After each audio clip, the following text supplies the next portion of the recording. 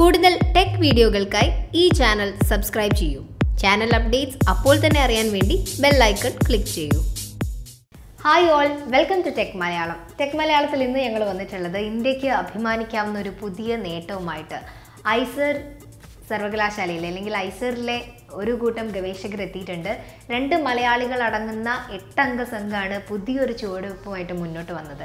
Fuel ബാറ്ററിയിലാണ് പുതിയ പരീക്ഷണം. Fuel ബാറ്ററിയിൽ ഇനി മുതൽ ഇന്ധനത്തിനൊപ്പം നമുക്ക് ഹൈഡ്രജനും ലഭ്യമാക്കും. ഈ പരിസ്ഥിതിക്ക് ദോഷമില്ലാത്ത രീതിയിൽ ഇന്ധനം ലഭ്യമാക്കുക അല്ലെങ്കിൽ ഫ്യൂവൽ കിട്ടുക എന്ന് പറയുന്നത് വലിയ ചിലവുള്ള ഒരു പ്രോസസ്സാണ്.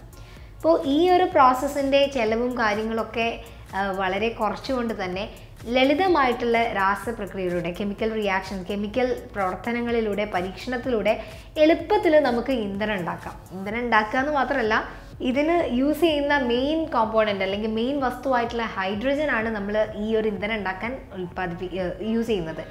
ഹൈഡ്രജൻ എത്രയാണോ നമ്മൾ ഇതിനു വേണ്ടി എടുക്കുന്നത്, നിറയ്ക്കുന്ന അത്രയും ഹൈഡ്രജനും ഒപ്പം ഇന്ധനവും നമുക്ക് തിരിച്ച് കിട്ടുന്നുണ്ട് എന്നുള്ളതാണ് ഈ ഒരു രാസപ്രക്രിയയുടെ അല്ലെങ്കിൽ ഈ ഒരു പുതിയ ഫ്യൂവൽ ബാറ്ററി സെറ്റപ്പിൻ്റെ പ്രത്യേകത. ഐസറിലെ അസിസ്റ്റന്റ് പ്രൊഫസർ വയനാട്ടുകാരൻ ഡോക്ടർ മുഹമ്മദ് മുസ്തഫയും കോഴിക്കോടുകാരൻ ഡോക്ടർ ഷാഹിദ് പി ഷാജിയും അടങ്ങുന്ന 8 അംഗ സംഘമാണ് ഈ ഒരു ബാറ്ററി സെറ്റപ്പിൻ്റെ പുറകിലുള്ളത്.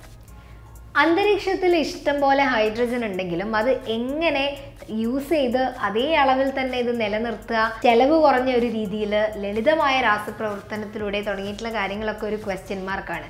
അപ്പോൾ ഈ ഒരു പുതിയ ഗവേഷണം ശരിക്കും അതിൻ്റെ ട്രാക്കിലേക്ക് വീണ് കഴിഞ്ഞിട്ടുണ്ടെങ്കിൽ വലിയൊരു നേട്ടം തന്നെയാണ് നമ്മുടെ പൂനെയിലെ ഐസർ ഗവേഷകർ നടത്തിയിട്ടുള്ളത്. ലോകത്തിലെ തന്നെ പല ഗവേഷണങ്ങളുടെയും പല കണ്ടുപിടുത്തത്തിൻ്റെ പുറകിലുള്ള ആളുകളുടെയും ശ്രദ്ധയും നോട്ടവും വീണ്ടും നമ്മുടെ ഇന്ത്യയിലേക്ക് എത്തുകയാണ്. ഇതിനു മുൻപ് തന്നെ നമ്മൾ പല നേട്ടങ്ങളും നേടിയെടുത്തിട്ടുണ്ട്. അതേ കൂട്ടത്തിൽ ഈ ഒരു പുതിയ പേരും കൂടി ചേർക്കപ്പെടുകയാണ്. അപ്പോൾ ഇതിൻ്റെ മുന്നോട്ടേക്കുള്ള കാര്യങ്ങളൊക്കെ വളരെ സ്മൂത്തായിട്ട് നടക്കട്ടെ എന്ന് ആശംസിച്ചുകൊണ്ട്, ടെക്നോളജിയിൽ പുതിയ വിപ്ലവങ്ങൾ ഉണ്ടാകട്ടെ എന്ന് പ്രാർത്ഥിച്ചുകൊണ്ട് ഈ വീഡിയോ ഞങ്ങൾ വൈൻഡപ്പ് ചെയ്യാണ്. മറ്റൊരു ടോപ്പിക്കുമായി നമുക്ക് അടുത്ത ദിവസം കാണാം. അതുവരെ സ്റ്റേ ട്യൂൺ. ബൈ.